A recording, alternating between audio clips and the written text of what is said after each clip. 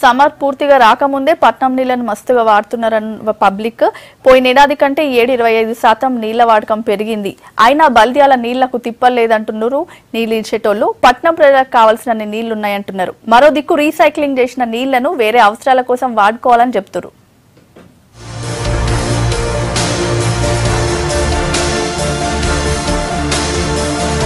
పట్నంలా ఎండలు మండుతున్నాయి. ఎండలు ఎట్లా కొడుతున్నాయో నీళ్లు కూడా అట్లనే వాడుతున్నారు పట్నం పబ్లిక్. పోయినేడు కంటే ఈ ఏడు నీళ్ల వాడకం 25% పెరిగిందంటారు పట్నానికి నీళ్లిచ్చే ఆఫీసర్లు.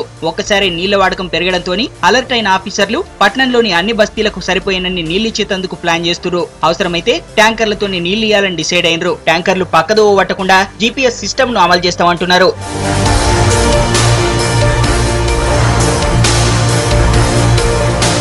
ఇప్పటికే పట్నంలా నీళ్లు రాని బస్తీలను గుర్తించి సప్లై చేస్తున్నారు. 5,81,00,000తో నల్లాల రిపేర్లతో పాటు బోర్లు, పంపు సెట్లు, ట్యాంకుల మరమ్మతులు చేస్తున్నామంటారు జలమండలి అధికారులు. డ్రింకింగ్ వాటర్ కి మాత్రం ఎటువంటి ఇబ్బంది అయితే లేదు. ఈ సమ్మర్ యాక్షన్ కింద కూడా ఆల్రెడీ కొన్ని వర్క్స్ టేకప్ చేసినాము.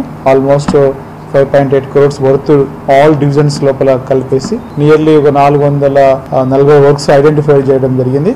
ఆ వర్క్స్ కూడా మేము April 15th లోపల అన్ని వర్క్స్ కంప్లీట్ చేసేసి ఈ సమ్మర్ లోపల ఎటువంటి ఇబ్బంది లేకుండా ఈ బోర్వెల్స్ కూడా అక్కడ కొన్ని రిపేర్స్ చేస్తే అటువంటి చిన్న చిన్న అవసరాలకు కూడా బోర్వెల్ వాటర్ కూడా వాడుకోవచ్చు. కాబట్టి మేము అన్ని కూడా 15th లోపల మేము అన్ని కూడా కంప్లీట్ చేస్తాం. పోయినేడు 2 రోజులకోసారి 350 MGDల నీళ్లు సప్లై చేస్తే ఈ ఏడు మాత్రం 404 MGDల నీళ్లను సప్లై చేస్తున్నారు. కృష్ణా ఫేజ్ 1, ఫేజ్ 2, ఫేజ్ 3 నుంచి 270 MGDల నీళ్లను తీసుకునే వీలున్నా ఇప్పటికైతే 242 MGDలే వాడుతున్నారు.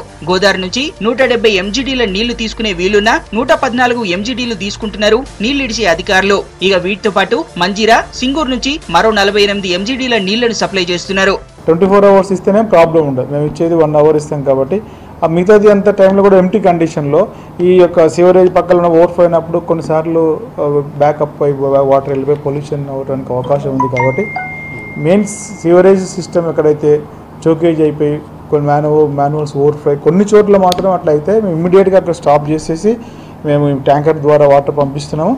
ఎక్కడైతే పొల్యూషన్ ఐడెంటిఫై అయిన ఏరియాలు ఉంటాయి ఇట్లా వాటిని వార్ ఫుటింగ్లో మా వాళ్ళు చేస్తూనే ఉన్నారు. పట్నంలా చిట్ట చివరకున్న ప్రాంతాలకు కూడా నీళ్ల కరువు లేకుండా చేస్తామంటున్నారు ఆఫీసర్లు. కొత్తగా గట్టే పెద్ద పెద్ద నీళ్ల ట్యాంకులను తొందరలోనే అందుబాటులోకి తెస్తామంటున్నారు. ప్రైవేటోళ్ల బోర్ల నుంచి తెచ్చే నీళ్లను వాడొద్దంటున్నారు.